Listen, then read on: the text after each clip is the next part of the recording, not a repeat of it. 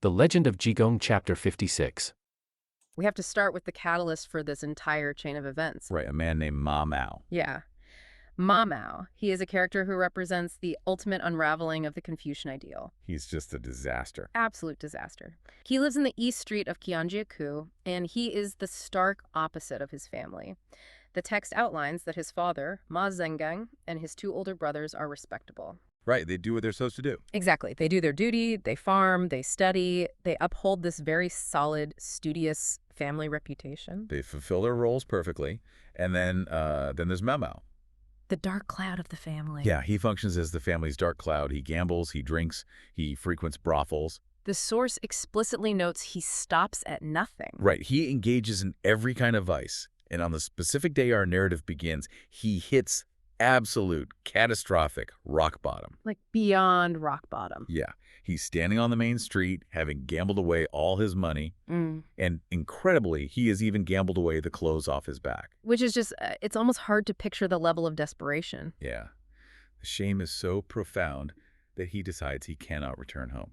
And if you think about it, think about how he is weaponizing his own disgrace here. Oh, wow. How do you mean? Well, he's not just failing himself, right? Bro. He is actively destroying his father's face, the family standing in the community. It's like collateral damage to fuel his own reckless ego. Right? In a society where family reputation is everything. Exactly. That severing of his social and familial identity, it leaves him in a void. He has fundamentally disgraced the ancestral line. He's basically created a situation where his existence is incompatible with the society he lives in. Yeah, it's a dead end, quite literally. Right. So he buys a rope. A literal rope. Yeah, and he walks out to a deserted spot outside the village, and his explicit intention is hanging himself. He is actively on his way to end his life. But right before he throws the rope over a branch, he spots someone. Right, a lone traveler. Fu Yud. And Fu Yud isn't just taking a casual nap. The text says he'd been suffering from terrible stomach pains. Cholera-like symptoms, yeah. Right.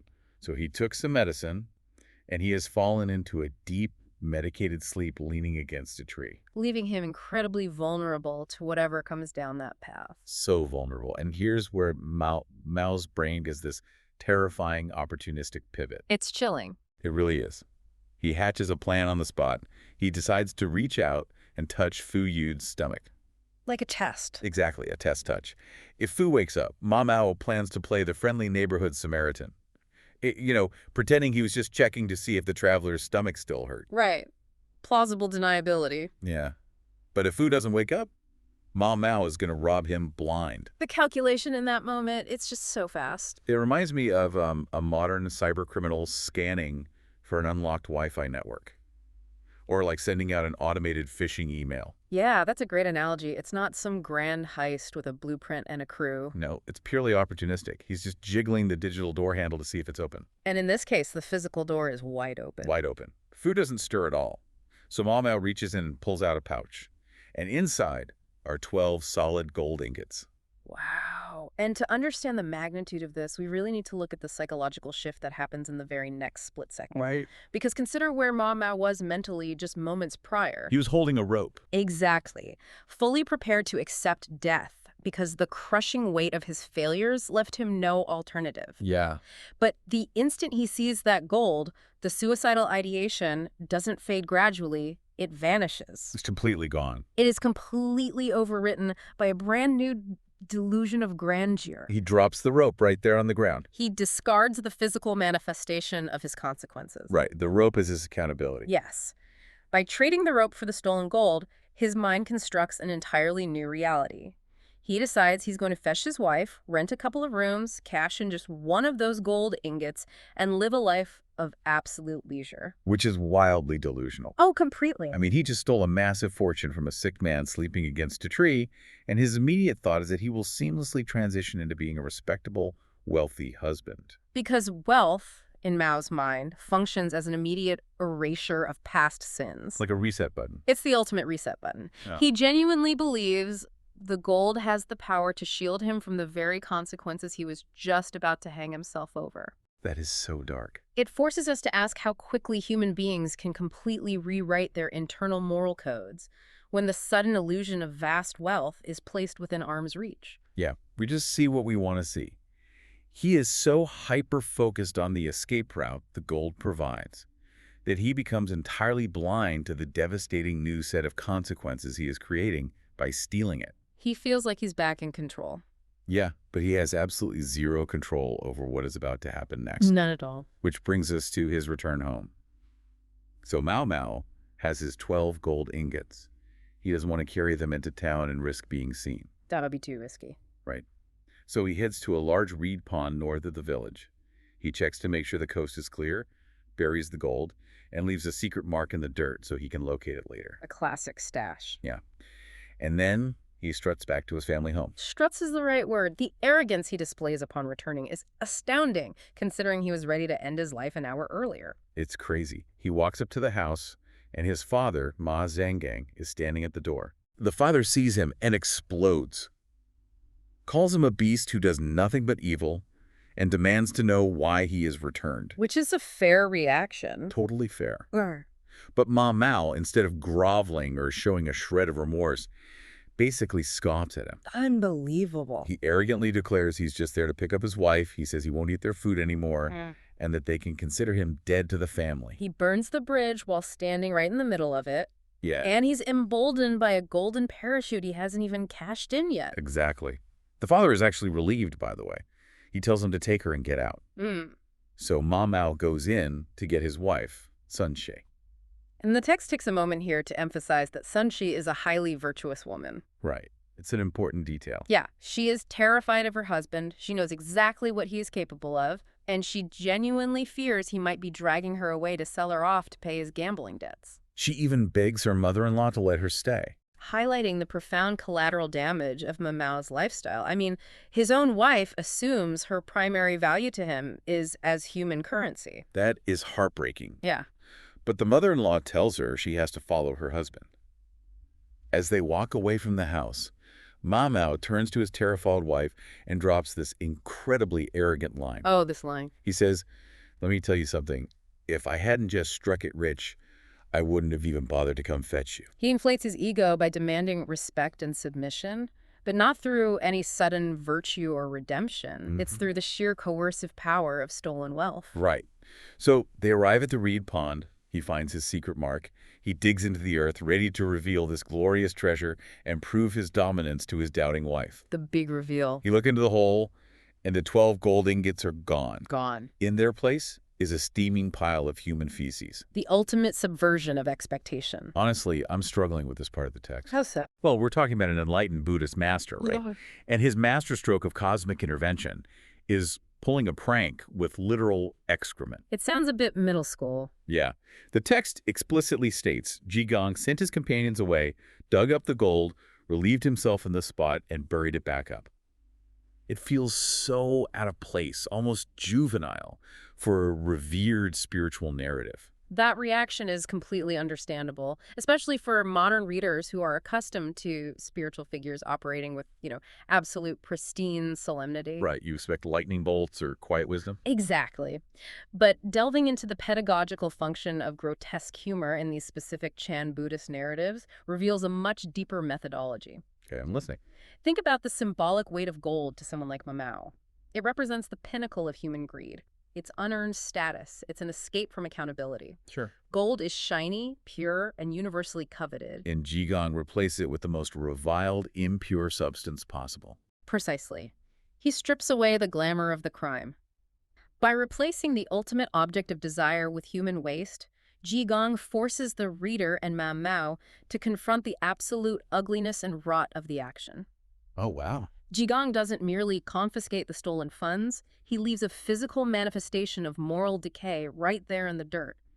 It is designed to be jarring, to shock you out of conventional, comfortable ways of viewing wealth.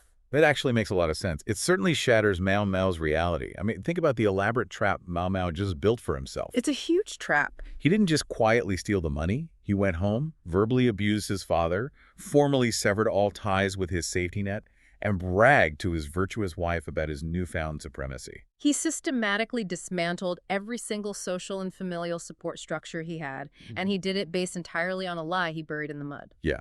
The source material has this incredibly poignant line right at this moment. It says, "Words shot out are like arrows. How can they be fired blindly? Once they enter human ears, it is hard to pull them out with force. That's a beautiful metaphor. It is. Ma Mao is staring into this hole, realizing he is trapped by his own ego. He can't go back to his father. He has no money to go forward. He is left entirely speechless. This illustrates the terror of the ego trap. He constructed a grand, untouchable persona predicated on wealth. Right. And when that wealth dissolves, he is left with nothing but the reality of his isolation. He is disgraced, exposed, and has no more moves to play. So, desperate and completely out of options, he wordlessly leads his wife away from the pond. They wander aimlessly until they happen to arrive at the entrance of the Tianxing Inn. The precise location where the consequences of his actions are waiting? Yeah, because sitting inside the inn is Jigong.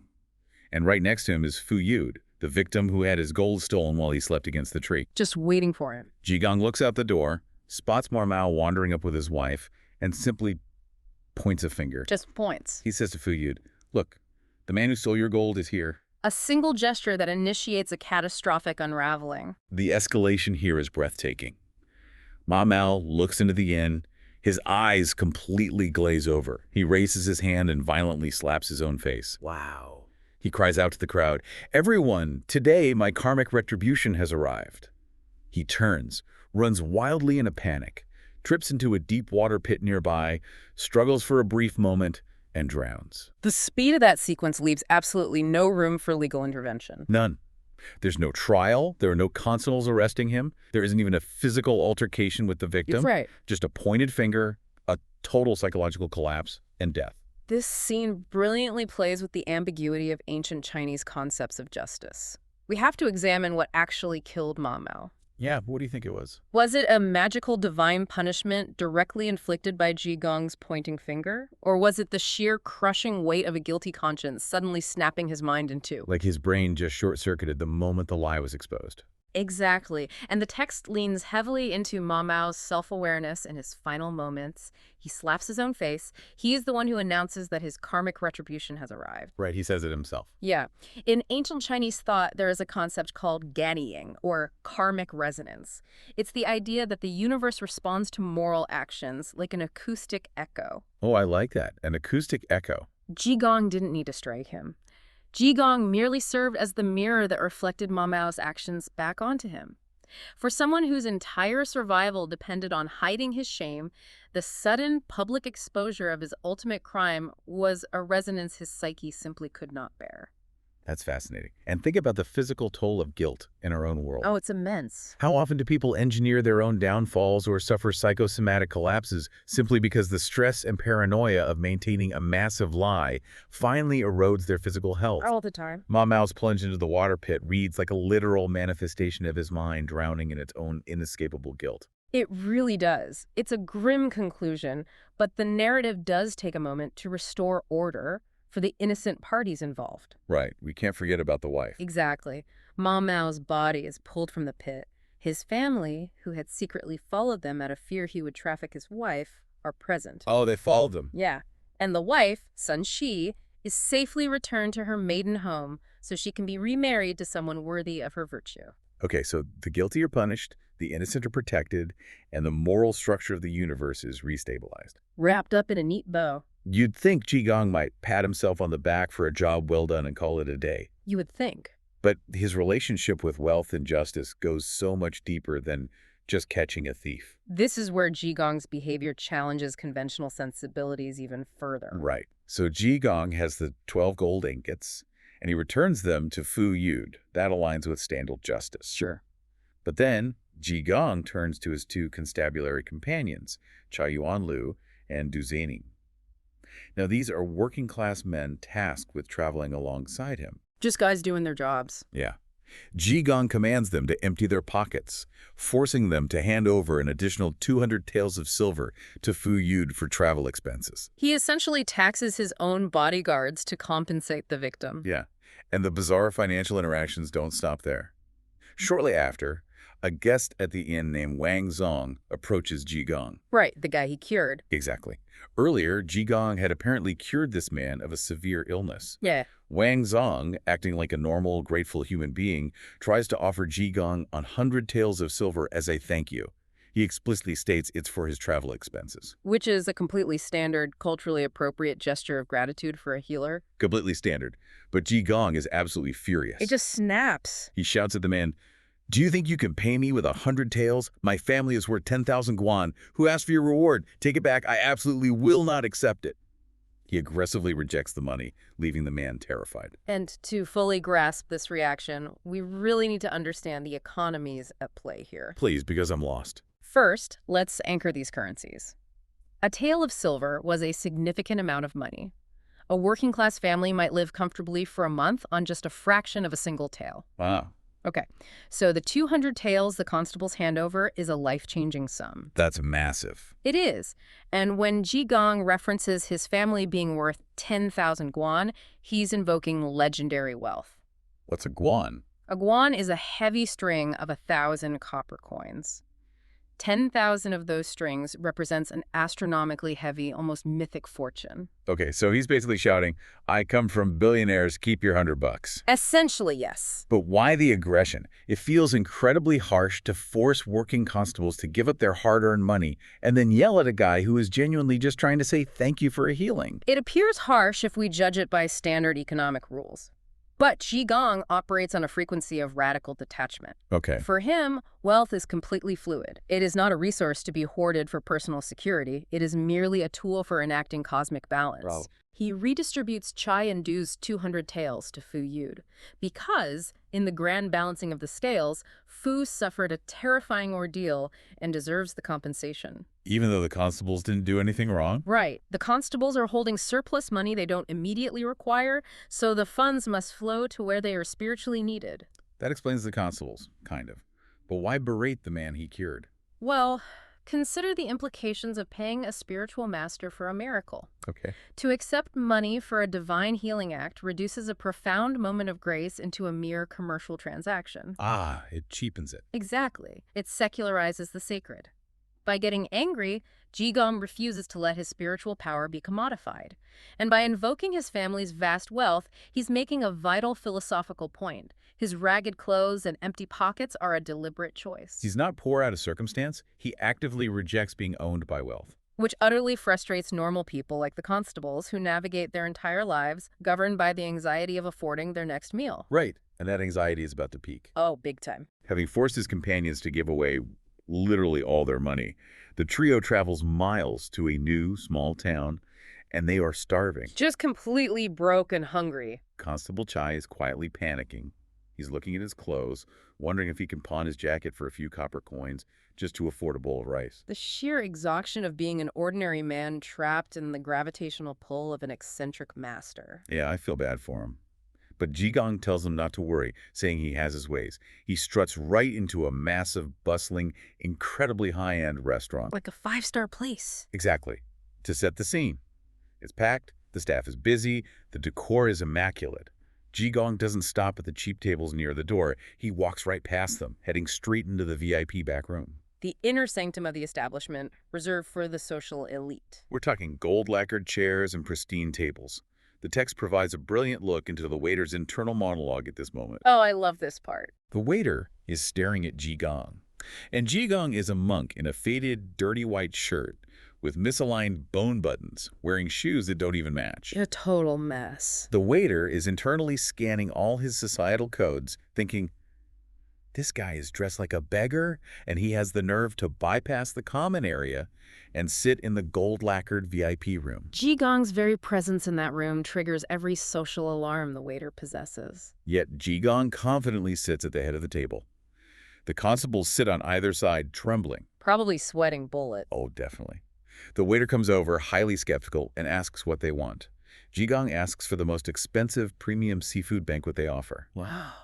The waiter informs him it costs 8 taels of silver. And keeping our currency context in mind, ordering an 8-tael meal is exorbitant. Right. It's the equivalent of walking into a restaurant today and ordering a $50,000 dinner. And Jigong doesn't blink. He says, bring me that, and a jug of your top-tier Shoxing wine. The audacity. The constables are practically hiding under the table at this point.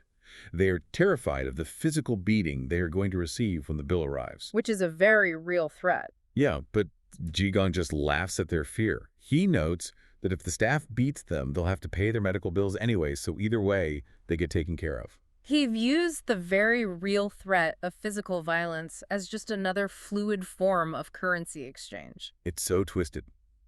The food arrives, and Jigong doesn't eat with the quiet gratitude of a starving man. He immediately morphs into the harshest, most demanding food critic imaginable. Oh yeah, nothing is good enough. He takes a bite of the premium duck and complains it's too tough. The sea cucumber is poorly prepared.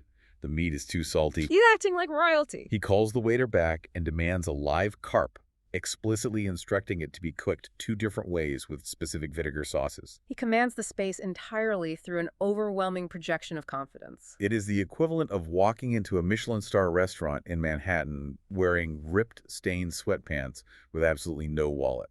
Right. You demand the chef's exclusive tasting menu. You berate the sommelier because the vintage is slightly off. You send the caviar back to the kitchen. And then, when the check finally arrives, Which it inevitably does. the waiter tallies it all up. The bill comes to a staggering 24 taels and 4 mace. An astronomical sum. Insane. Jigong doesn't flinch. He looks at the waiter, nods in approval, and says, "Not bad. Totally worth it. Add a 2-tael tip for yourself." Tipping generously with entirely imaginary money. The waiter thanks him, and then Jigong casually drops the bong. He says, "Oh, by the way, I didn't bring any money. Just put it on my tab." Oh boy. The waiter, stunned, explains they don't run tabs for strangers. Jigong replies, "Well, write it on the chalkboard."